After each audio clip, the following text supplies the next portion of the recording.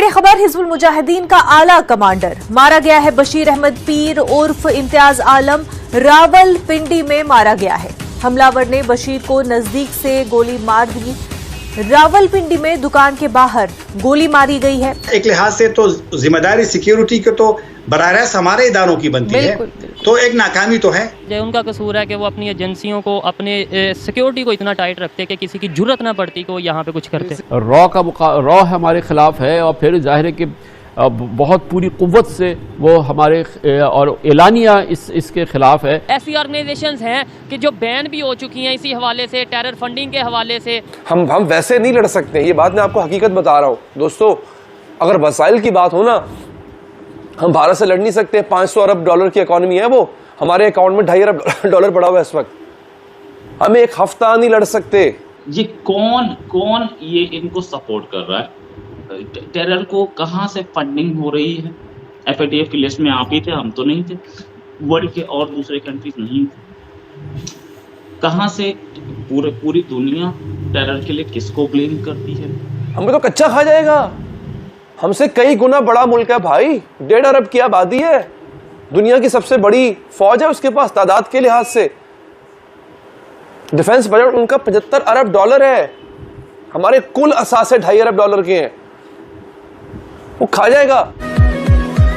एक सवाल का जवाब दें कि ये जो हम लोगों को टेररिस्ट कहते हैं, हम लोगों को दहशतगर्द कहते हैं, आतंकवादी कहते हैं हम लोगों को, ये तो शायद आपको नहीं लगता कि वो हमारे जो अदारे हैं या अदारों का ना कहा जाए, हुकूमत का कहा जाए, उनका कसूर है कि वो अपनी एजेंसियों को, अपने सिक्योरिटी को इतना टाइट रखते कि किसी की जुर्रत ना पड़ती कि वो यहाँ पे कुछ करते। बेसिकली हम लोगों के अपने ही मुल्क में ऐसे लोग बैठे हुए हैं। हम लोगों के मुल्क में ऐसे ही लोग, मीर जाफर कह लें जिनको, अब ऐसे मुल्क के साथ गद्दारी करते हैं जो हमारे कहीं ना कहीं। फिर आप ये भी बात माने ना कि हमारा अपना, यानी अगर वो हमारे में से तो फिर हम यही कहेंगे हमारा कसूर है। हम लोगों में से ठीक होना जरूरी है। जो हम लोगों की जड़ों को खोखला कर रहे हैं पाकिस्तान की, वो हम लोगों में से ही है। इन लोगों को बेसिकली लगाम देना ज़रूरी है, इन लोगों को ठीक करना ज़रूरी है, फिर जाके हमारा मुल्क आगे जाके करेगा। तो इन लोगों को ठीक, अपने अंदर के लोगों को ठीक करेंगे हम, तो फिर जाके हम आगे तरक्की करेंगे। वैसे हम वैसे नहीं लड़ सकते, ये बात मैं आपको हकीकत बता रहा हूँ दोस्तों।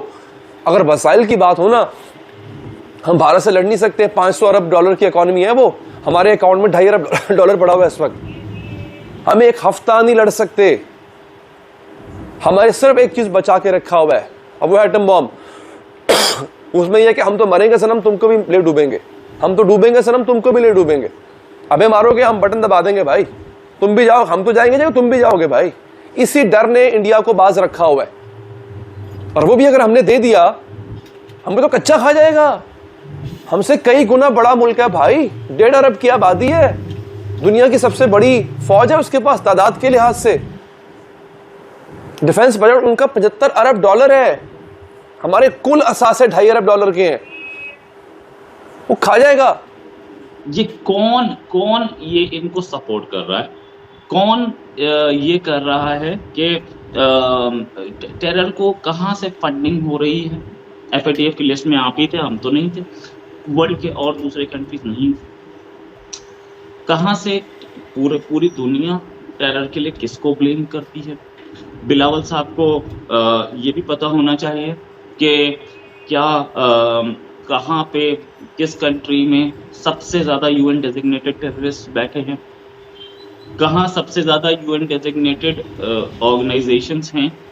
बिलावल साहब क्यों ये बार बार दुनिया को दिखाना चाहते हैं कि हमारे पास आतंक आ रहा है, टेरर आ रहा है, और हमारे पास दहशतगर्दी आ रही है तो पूरी दुनिया चलेगी। क्या पूरी दुनिया के पास पहली बार दहशतगर्दी पहुंच रही? मुझे तो नहीं लगता।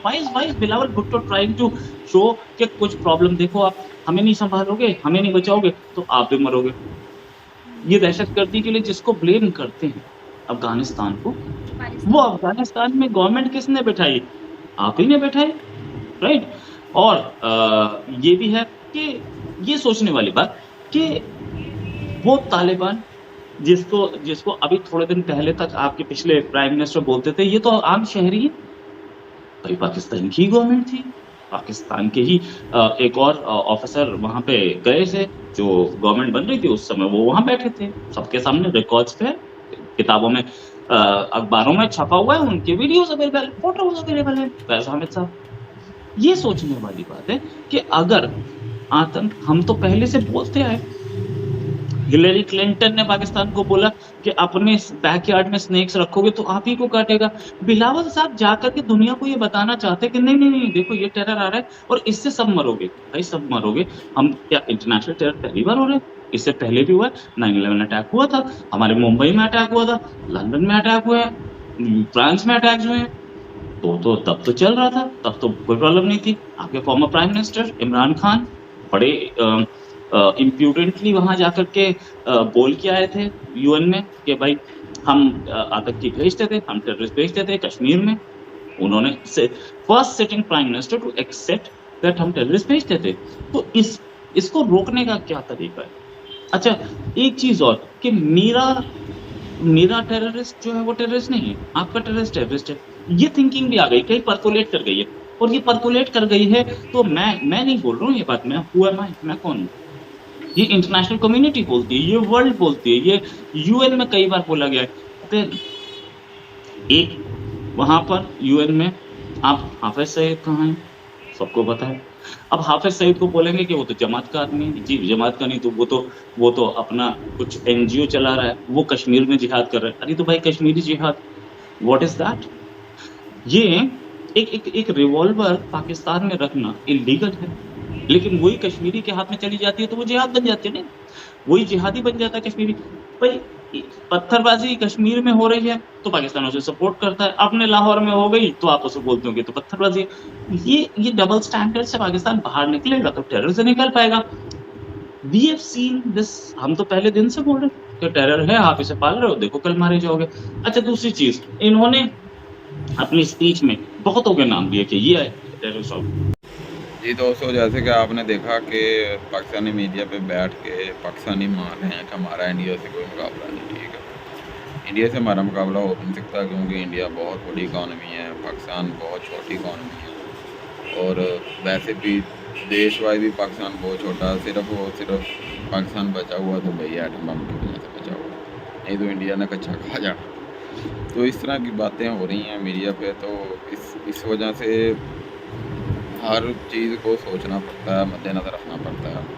तो पाकिस्तान ने अपने डिफेंस के लिए एटम बम बनाया है और अब वो एटम बम हमारी हिफाजत कर रहा है या हम उसकी कर रहे हैं।